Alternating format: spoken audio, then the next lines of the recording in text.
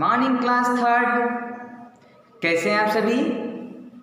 चलिए बहुत ही बढ़िया। हम लोग पढ़ रहे हैं हमारी व्याकरण की किताब गरिमा से पाठ 9 क्रिया, है ना। इस पाठ का हम एक वीडियो पहले देख चुके हैं, क्रिया का एक वीडियो पहले हम देख चुके हैं और समझ चुके हैं कि क्रिया क्या होती है ना। हमने समझा था कि जिन शब्दों से हमें काम के होने का बोध होता हो या जानकारी मिलती हो उसे हम क्रिया कहते हैं, है ना। और हमने कुछ उदाहरण भी देखे थे, कुछ उदाहरणों के माध्यम से भी हमने इस पाठ को समझा था, है ना। जैसे कि हमारे पेज नंबर 48 पर है। पेज नंबर 48 पर कुछ चित्र दिए थे, उन चित्रों को हमने देखा था और समझा था, है ना। कि जैसे कि पहला वाला चित्र हमारा था कुत्ता भौंक रहा है। हमारा पहला चित्र था कुत्ता भौंक रहा है, तो भौंकना जो थी वो क्रिया हो गई। भौंकना जो है वो क्रिया है ना, क्योंकि वहां पर काम हो रहा है भौंकने का, ठीक है। संगीता नाच रही है ना। अब नाचना क्या है? क्रिया है, ठीक है। क्यों? क्योंकि वहां नाच का काम हो रहा है, वहां नाचने का काम हो रहा है। जहां पर काम हो रहा हो वहां क्रिया होती है, जहां जहां हम काम कर रहे हैं वहां क्रिया होती है। तो जिन शब्दों से हमें पता चलता हो कि यहाँ पर काम हो रहा है तो वो क्रिया होगी, है ना। जैसे कि एक उदाहरण हमने और देखा था, चिड़िया उड़ रही है ना। अब उड़ना क्या है? क्रिया है। उड़ना जो है वो क्रिया हो गई, ठीक है। पिताजी टीवी देख रहे हैं, तो यहाँ पर देखना जो है वो क्रिया हो गई, है ना। तो जहाँ जहाँ काम हो रहा हो वहाँ होती है क्रिया। ये हम पिछले वीडियो में पढ़ चुके हैं। पेज नंबर 48 पर हम इसे पढ़ चुके हैं। आज हम पढ़ेंगे पेज नंबर 49 पर, पेज नंबर 49 पर पढ़ेंगे। तो वहाँ पर देखते हैं कि विशेष, है ना, कुछ विशेष लिखा है। कुछ काम किए जाते हैं और कुछ काम अपने आप ही हो जाते हैं। अब ये होता है कि हमें आज महत्वपूर्ण चीज ये पढ़ना है कि कुछ काम तो करने वाला करता है ना।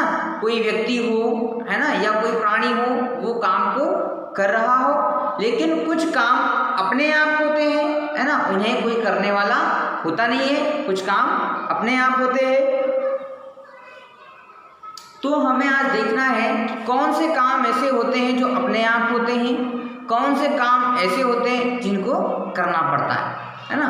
तो चलिए, हमारे पास 2 चित्र हैं इस किताब में, तो देखते हैं उन 2 चित्रों को और समझने की कोशिश करते हैं।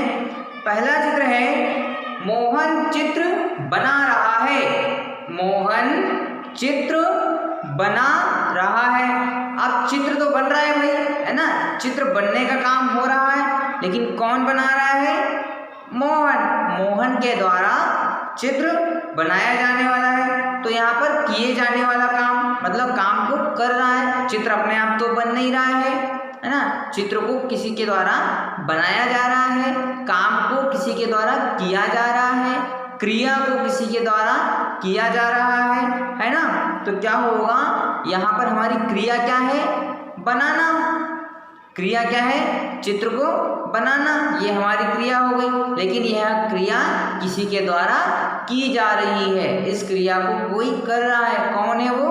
मोहन है। मोहन क्रिया को कर रहा है, मोहन चित्र को बना रहा है। चलिए दूसरे वाले चित्र की तरफ बढ़ते हैं। दूसरा चित्र देखता है बारिश हो रही है। बारिश हो रही है ना। अब यहाँ पर बारिश अपने आप हो रही है भाई। ऐसा तो है नहीं कि कोई बादल में गया हो और बादल को हिला रहा हो, या कोई ऐसा हो बादल के पास गया हो, बाल्टी लेकर गया हो और बाल्टी से पानी फेंक रहा हो। ऐसा हो रहा है क्या? नहीं, ऐसा कोई भी नहीं करता, है ना। बारिश तो अपने आप होती है, बारिश को कोई करवाता नहीं है या बारिश को कोई काम नहीं देता है, बारिश तो अपने आप होती है, ठीक है। बादल जब भर जाते हैं तब पानी गिराते हैं, है ना। तो बारिश जो है वो अपने आप हो रही है, उसे कोई करता नहीं है। अब जैसे कि एक उदाहरण और देखते हैं, नदी बह रही है।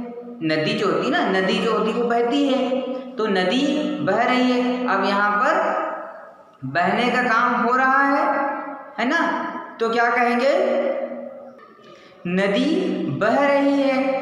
अब नदी को कोई बहाता तो नहीं है भाई, ऐसा तो है नहीं कि नदी को कोई बहाने के लिए कोई तगारी भौड़ा लेके जा रहा हो और नदी को धका रहा हो, ऐसा तो है नहीं। नदी को कोई धकाता भी नहीं है, नदी अपने आप बहती है, नदी का पानी अपने आप आगे बढ़ता जाता है। तो क्या होता है, वहाँ क्रिया होती है, बहने की क्रिया, तो नदी बह रही है। तो इस तरह से कुछ काम ऐसे होते हैं जो अपने आप होते हैं, कुछ काम ऐसे होते हैं जिनको कोई करता है, ठीक है। इस बात को हमने यहाँ पर समझ लिया है। अब आगे देखते हैं कुछ अन्य क्रिया शब्द। अब हमारे पास कुछ शब्द और दिए हैं जिनसे हमें पता चलता है कि वे क्रिया हैं। तो चलिए उन शब्दों को पढ़ते हैं। कौन कौन से शब्द हैं? पहला है हंसना, हा हा हा, हम हंसते हैं ना, तो वो हंसना हो गया। दूसरा रोना, हम रोते भी हैं, कभी कभी हमको कोई चीज़ नहीं मिलती है तो हम रोते हैं, तो रोना भी क्रिया हो गई। सोना, है ना, नींद लेते हैं तो सोना भी क्रिया हो गई। आना, हमें कोई बुलाता है तब हम उसके पास आते भी हैं, तो आना क्रिया हो गई। खाना, जब हम खाना खाते हैं तो खाने का भी हम काम कर रहे हैं भाई, तो वो भी हमारी क्रिया होगी। पीना, पानी पीते हैं, चाय पीते हैं, दूध पीते हैं, है ना, तो ये क्या हो गया?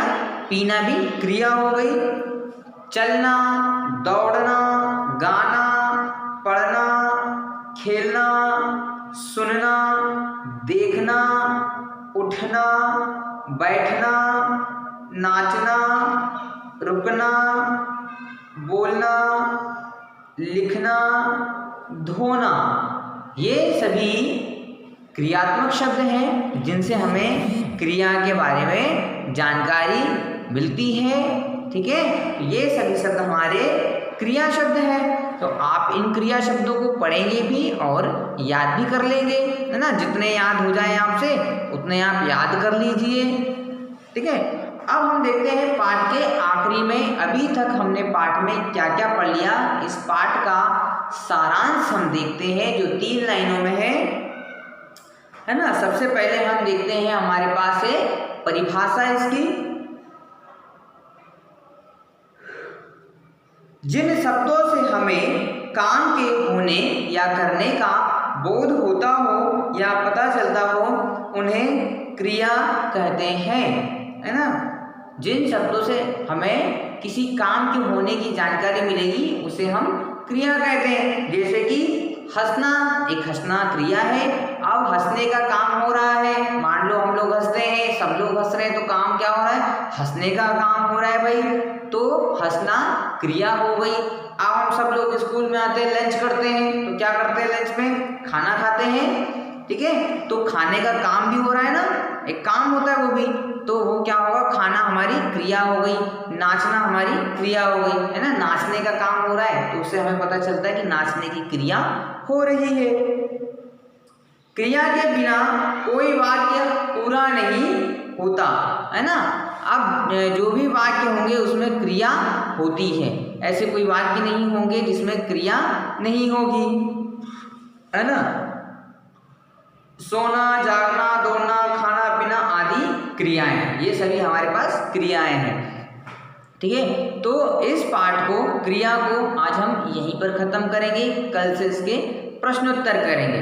तो आज के होमवर्क में आप लिखेंगे कि आपके कल के होमवर्क में हमने देखा था कि आपके आसपास होने वाली 3 क्रियाओं के बारे में लिखना है। आज हमें लिखना है कि अपने आसपास अपने आप होने वाली 3 क्रियाओं के नाम लिखना है। कल तो हमने करने वाली क्रियाओं के बारे में लिखा था। आज हम लिखेंगे कि अपने आप होने वाली क्रियाओं के नाम आपको लिखना है। तो पहला उदाहरण तो किताब में ही है, बारिश हो रही है। दूसरा उदाहरण मैंने बता दिया था, नदी बह रही है। तो दो तो मैंने बता दिए थे भाई, है ना। अब आपको 3 अपने मन से लिखना है, ऐसे क्रियाओं के बारे में लिखना है, ऐसी क्रिया का नाम लिखना है जो अपने आप हो रही हो। ठीक है, थैंक यू।